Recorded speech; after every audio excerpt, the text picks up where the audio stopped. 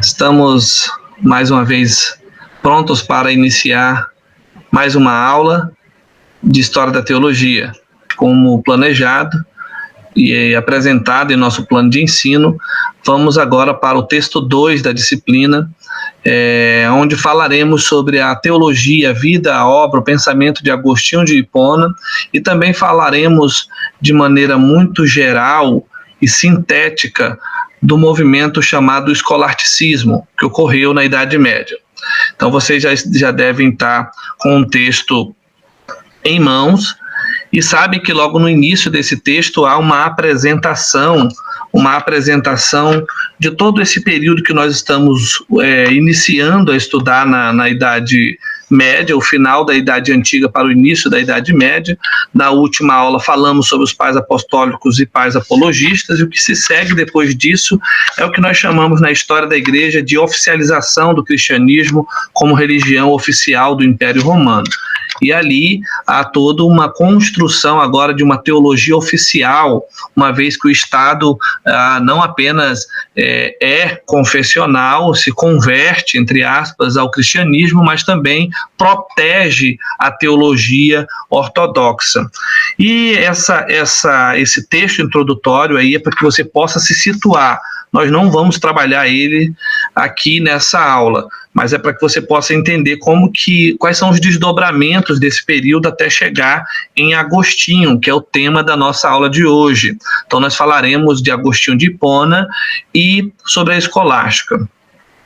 Essa segunda aula tem como objetivo compreender em síntese a vida e a obra de Agostinho de Hipona e o movimento chamado escolasticismo, mas que também nós vamos estar nos referindo a ele como escolástica, é a mesma coisa.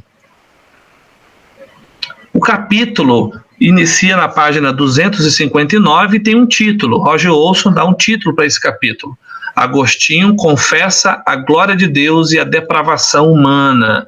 Esse é um título usado por Roger Olson que, em minha opinião, sintetiza bem a teologia, a obra de Agostinho, porque ele é o primeiro grande teólogo da história da Igreja que vai pensar a glória de Deus em condições extremas, né, como nunca antes alguém tinha pensado. Em condições extremas, inclusive do outro lado, ou seja, para o lado humano, a depravação do homem. À medida que Agostinho expõe essa depravação em seu nível mais degradante possível, ele eleva a glória de Deus em glória nunca antes relatada em nenhuma teologia. Então, à medida que ele humilha a condição do homem, ele eleva a glória de Deus, a condição de Deus na história. Então acho que o Roger Olson ele foi feliz na construção desse título. Agostinho confessa a glória de Deus e a depravação humana. Para iniciarmos esse capítulo, nós temos uma fala de Justo Gonzalez, que Olson, já logo nas primeiras linhas, ele diz: Agostinho marca o fim de uma era e o início de outra. É o último dos escritores cristãos da antiguidade e o precursor da teologia medieval.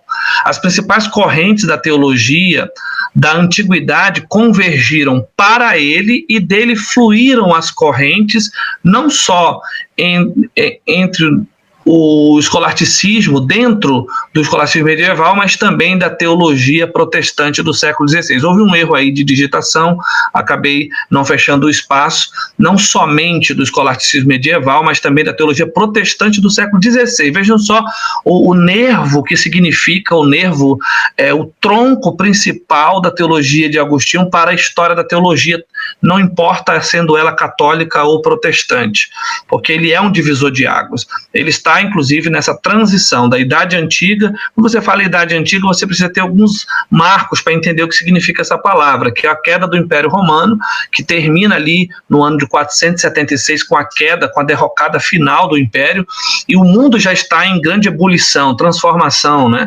Inicia-se então o que é chamado na historiografia de Idade Média. Então a teologia, a Igreja vivenciou esses momentos, e a reflexão teológica também ocorreu no momento em que esses fatos foram ocorrendo. Agostinho tem um pé na antiguidade, compreendendo toda a relação com a igreja institucionalizada, que era a igreja católica apostólica romana. Se você quiser estudar mais sobre isso, você tem que ler a obra de Justo Gonzalez mesmo, onde ele, naquele livro História do Cristianismo Ilustrado, ele trabalha o Agostinho de Hipona dentro da era dos gigantes. E a partir do momento em que se encerra essa grande era de vultos da história, tanto da igreja como da teologia, se inicia a Idade Medieval, que ele vai chamar de Idade das Trevas. É muito importante resituarmos o início dessa aula com essa referência. Agostinho marca essa transição. E logo no início, ele faz brilhantemente uma apresentação de conceitos, que é o monergismo e o sinergismo, para entendermos. A boa parte da obra de Agostinho é considerada soterológica, e definirmos no início o que é o monergismo e o sinergismo é preponderante, é vital para que as outras falas de Agostinho sejam bem compreendidas. Então, inicialmente, o autor, na página 259, ele define o que é monergismo, que é o movimento inaugurado pela teologia de Agostinho. Que significa? A ideia e a crença de que a agência humana é inteiramente passiva e a de Deus é totalmente determinante, tanto na história universal quanto na salvação individual. Observe que essa palavra monergismo está falando, o ismo aqui, o gismo, né, que seria uma ação, né, e o mono seria a ação única. Essa ação é única e totalmente, providencialmente pertencente a Deus.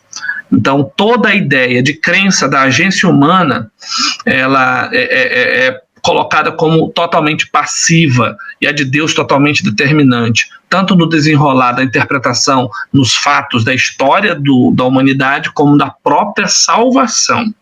Isso a gente vai ver mais adiante na teologia de Agostinho. Em contraposição, até então, existia, e era quase que de um modo muito absoluto, a ideia corrente entre os teólogos da igreja, uma ideia mais sinergista da salvação, que ele define como sinergismo, que é exatamente o contrário. A ideia e a crença de que a agência de Deus e a agência humana cooperam mutuamente de algum modo, né? Não se sabe explicar como, mas de alguma maneira, para produzir tanto a história como a salvação. Então a relação é de uma ação conjunta todo o tempo. Deus está mesmo sendo soberano, condicionado também às escolhas livres dos seres humanos que estão na história e também se relacionando com a salvação. Antes de a gente falar da teologia de Agostinho, eu preparei então alguma tela aqui para a gente entender a vida de Agostinho. Eu dei nome para esse tópico, Caminho para a Salvação. Então a primeira coisa que nós vamos ver aqui logo no início do nosso tópico na página 260 é a vida e o ministério de Agostinho, que é a mesma coisa. Então o Caminho para a Salvação. A gente tem aqui de pronto uma apresentação das obras de Agostinho, mas como impacto de sua vida. É muito importante a gente entender que se existe um teólogo que a sua própria vida se confunde com sua teologia, esse é Agostinho de Hipona. A importância da sua mãe Mônica, em um esforço muito grande para conduzir Agostinho à sua conversão. Ela era uma católica devota, realmente. Agostinho, filho de um patrício romano, pagão, portanto, não houve muita influência aí na relação do cristianismo. Mas ele nasce em 354, se você se situar, ele nasce quase 30 anos depois do Concílio de Nicéia. Já fazia uns 15 anos que Constantino tinha morrido. Já é um contexto de preparação para a oficialização da igreja. A condição do cristianismo no mundo é muito favorável. Mônica era cristã. Lá na obra Agostinho, lá na obra Confissões, Agostinho expõe o papel dela, o crédito dela a essa mãe devota, dedicada a criá-lo para que ele alcançasse a conversão, a sua conversão.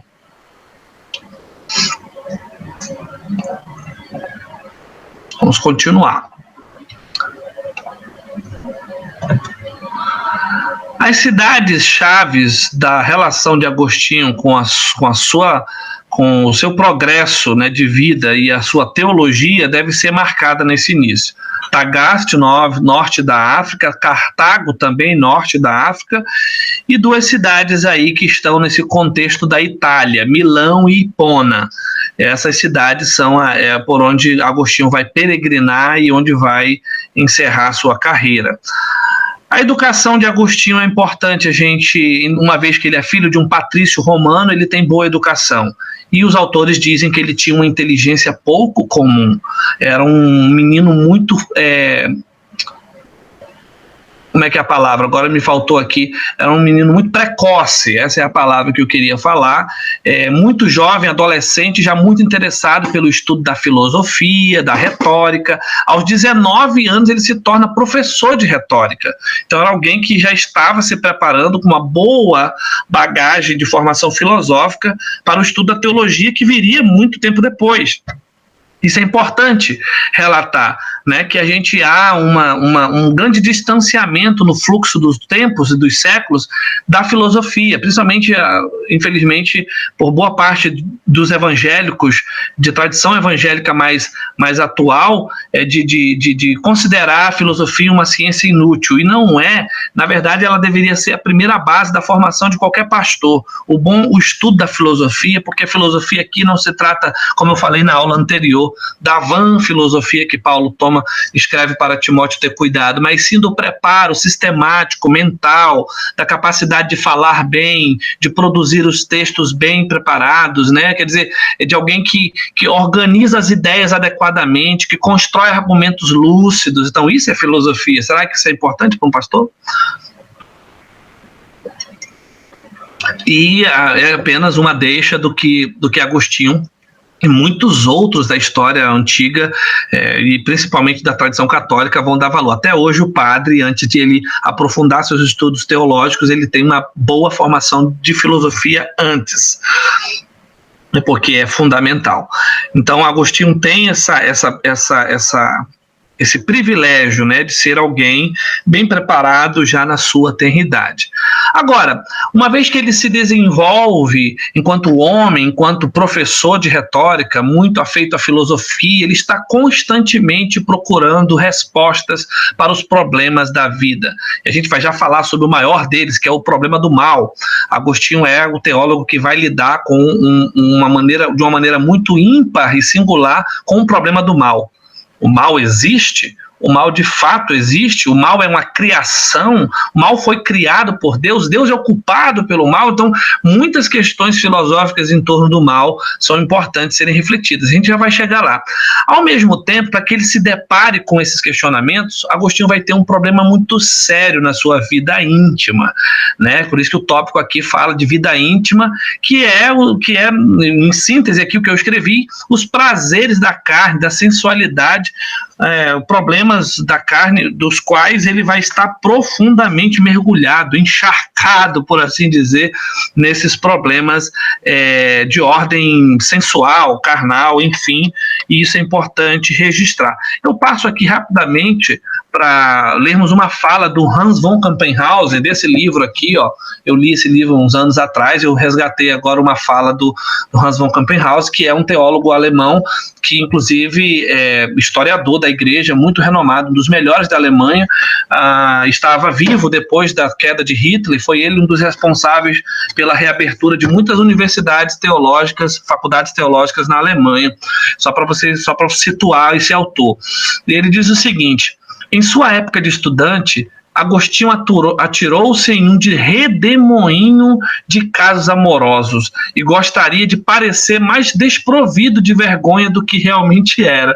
Quer dizer, ele se constrange muito por isso. E aonde é que a gente consegue saber dessas histórias? Pelo próprio testemunho de Agostinho na obra Confissões, que é um tratado tratado de soteriologia, de amartiologia, quer dizer, de doutrina do pecado, e com alguém que está relatando experiências profundas com o pecado e do modo como ele tenta se livrar dele até a sua conversão. Quando começou a trabalhar intelectualmente e a fazer progressos, então Agostinho tomou conhecimento do verdadeiro conteúdo e do significado de sua vida. É um Agostinho velho, amadurecido, que vai deixar de cometer os mesmos erros.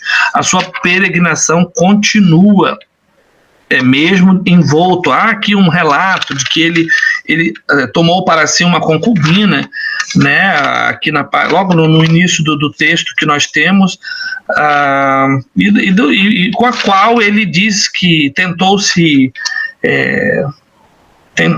relacionar com uma mulher para que ele pudesse controlar mais essa vida desenfreada, né, de prazeres carnais, onde inclusive acabou tendo um filho que morreu muito cedo. Ele revela uma dor profunda aqui no livro de Confissões. Então, Agostinho, ele aqui na página, estou procurando aqui, 260, né, onde mostra sobre a sua vida e onde ele vai estar, tendo essa experiência profunda. A citação do Hans Kompenhauser é para marcar essa questão da vida, da juventude dele. E o progresso que o Kompenhauser está falando é na busca pela verdade. Quer dizer, um filósofo, ele está sempre buscando a verdade. E Agostinho acabou se deparando com a doutrina dos maniqueístas, que é a doutrina filosófica da história que cria esses polos, né, muito dualista da realidade, quer dizer, o bem contra o mal, né, o mundo ele é caracterizado por essas duas forças presentes em tudo, né, a noite, o dia, em cima, embaixo, né, a luz, as trevas. Isso é uma marca muito profunda. Só que ele, ao se identificar com o maniqueísmo, ele persegue ainda o problema do mal. Como resolver esse problema? Por que o mal existe? Porque no maniqueísmo o mal existe de verdade, né? E na cabeça dele isso era inconcebível. Como é que pode o mal existir, sendo que Deus é o criador de todas as coisas? Logo ele começa a questionar os próprios mestres do maniqueísmo e fazer perguntas que nem a alta cúpula dos maniqueus conseguia dar conta de responder. E aí, quando ele percebe que ele já sabia mais do que os melhores mestres do maniqueísmo, ele percebe, é agora que eu saio, porque o problema não foi resolvido. E a sua peregrinação em relação ao problema do mal continua, até o ponto de que ele vai também se aproximar do neoplatonismo de Plotino, conhecido como um novo platonismo mais organizado das ideias de Platão com as ideias cristãs, uma vez que Platão pensou a ideia de um mundo real, um mundo inteligível, como falei na última aula, um mundo que realmente são de verdades plenas, inteligíveis, que aqui no mundo que nós vivemos, é repleto de impressões, o mundo das sombras, né? Aquela ideia toda que é muito retratada, inclusive, nos filmes aí do Matrix, por que não lembrar de que nós estamos vivendo num mundo de sombras? E tem seu sentido, né? Uma vez que Paulo fala que ele, por um momento, vê por espelho, ele não consegue ver claramente, ele está limitado pelo tempo e pelo espaço, pelos seus sentidos, mas um dia ele veria Deus como Deus o vê. Então é uma relação profunda entre as verdades bíblicas, por assim dizer, com as verdades platônicas. Isso chama a atenção de Agostinho. Só que ele ainda estava insatisfeito. Ele queria entender o problema do mal. A questão do mal era uma coisa que continuava pairando, e ele não queria, de forma alguma, definir o problema do mal como sendo da responsabilidade de um Deus que existe, que é bom e que está escrito. Ele tinha conhecimento dos textos bíblicos, por ter uma mãe cristã, de que tudo que Deus criou, como diz em Gênesis, é bom. Então o mal não pode ser bom, não pode ser criação de Deus. Então é um problema filosófico profundo. Ele vai então se deparar na cidade de Milão, peregrinando por essa busca com Ambrósio de Milão, que é um outro pai da igreja, também considerado grande teólogo, eloquente pregador, de lotar as catedrais de Milão com sua mensagem. Ele tinha uma entonação de voz lindíssima para pregar e todo mundo ouvia as pregações de Ambrósio e ele quis conhecer o famoso pregador. É interessante que tem uma fala do Justo Gonzalez que diz que ele ia para a capela, ele ia para a paróquia para prestar atenção no modo como Ambrósio pregava. Só que a partir de um certo momento, de um certo instante, ele parou de notar tanto o modo como ele falava e começou a prestar atenção no que ele falava. Aqui nós estamos diante de uma relação de método e conteúdo, né? De forma e conteúdo, melhor dizendo. Quer dizer, como um professor de retórica, de filosofia, ele queria saber a metodologia da mensagem, como Ambrósio falava, por que ele era famoso, e ele anotava tudo, mas no fundo, à medida que ele ia ouvindo Ambrósio, ele parou de prestar menos atenção no modo e começou a ouvir o conteúdo. E aí foi o momento da sua conversão, né? E aí ele vai de se deparar com as crises mais profundas do seu ser, que enquanto pensador, professor de filosofia, ele tinha ali um status quo a ser preservado, era um homem da vida, era um homem vivido.